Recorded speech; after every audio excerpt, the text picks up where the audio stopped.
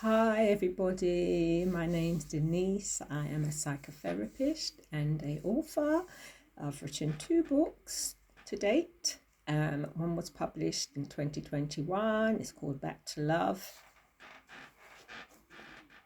My Healing Journey. And one coming out that I'm going to read from today on Tuesday.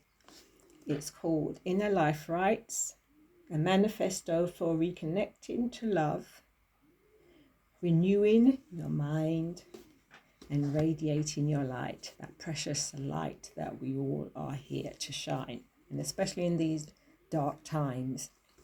And this book is very much about, it's very visionary, and it's a book about,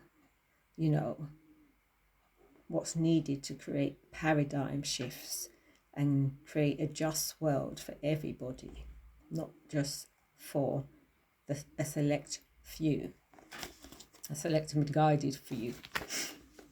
So I'm going to read a piece from it. This book, as you can see, it's got the Sankofa bird. This book is very much about looking at what is meant by personal and collective responsibility as we move forth in these times and as we move forth in our lives. It's also about, I speak on black and black violence. I speak on, micromanagement in the workplace. I speak on feminism, and how it's not so much a movement for the black woman because, sometimes our sisters are, in the workplace, they're still getting it very twisted. I speak on so many subjects. I speak on childhood abuse and its impacts. I speak on therapy.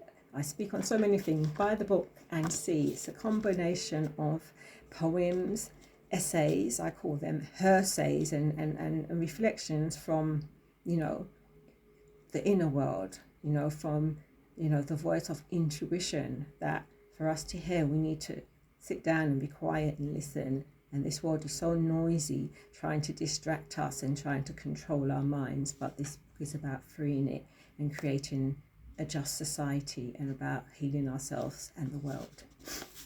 Okay, so I'm going to read a chapter from it called On Finding Your Voice. And this piece is called Finding Voice. Quiet. That's what they called me whilst growing up.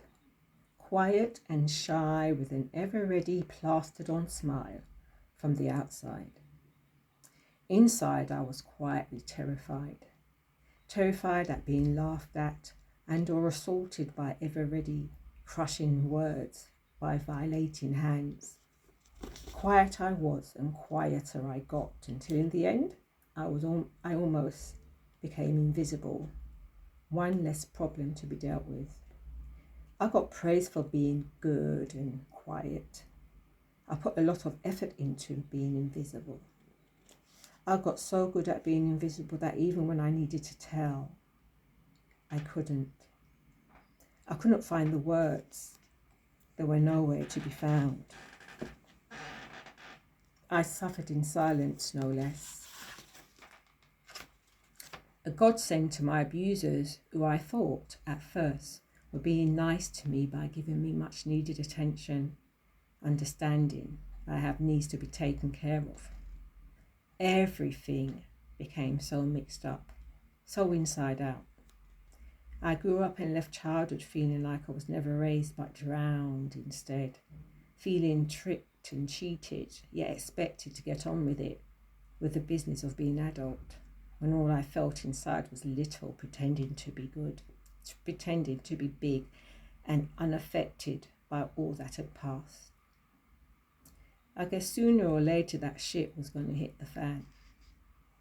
It blows my mind that people don't get this, that they aren't able or willing to do the simple mathematics and understand that it's either I'm going to take the unfinished business and unlearned lessons of childhood out on me and or somebody else. Either way, recreating and repeating the history of pain. Except the buck stopped with me, not accidentally, but by choice. By by a choice I made just before I became a mother, therefore automatically a teacher.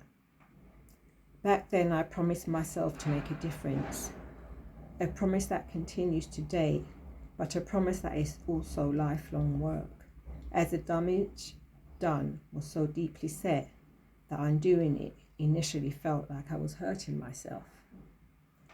It has been words that have saved me, searching for them and sharing them in therapy, through journaling, poems, and writing my life story, hoping one day it will be published.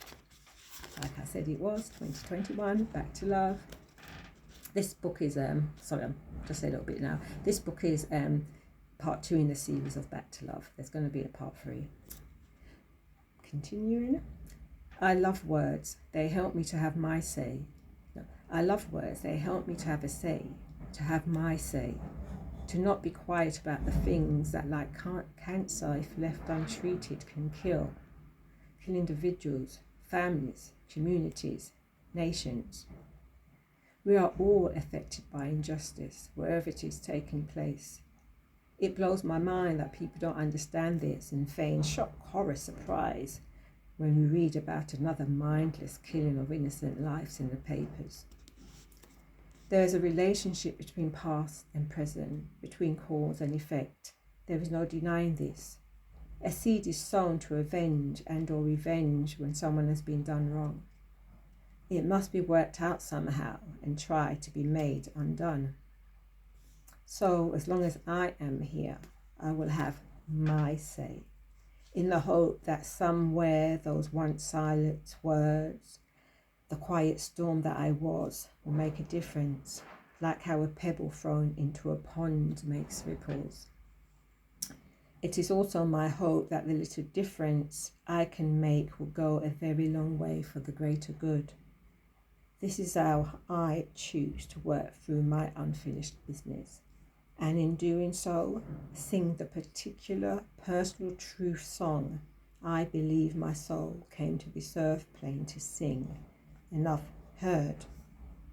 A sweet singing bird, uncaged. So that's just a piece from this wonderful book.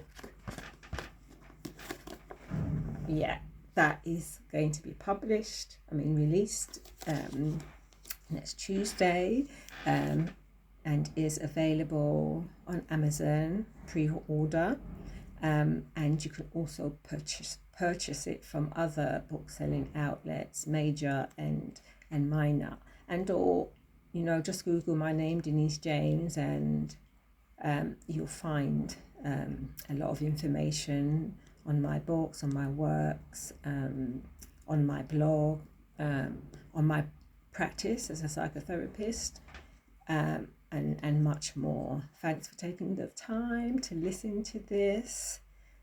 I am recording this on bank holiday weekend, Easter.